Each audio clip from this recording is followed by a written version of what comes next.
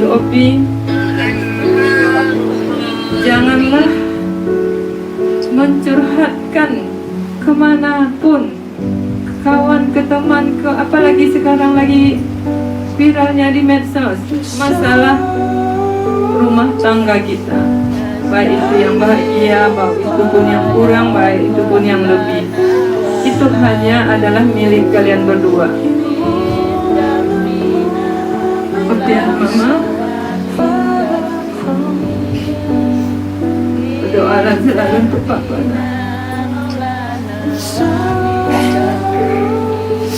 Papa menunggu doa kalian.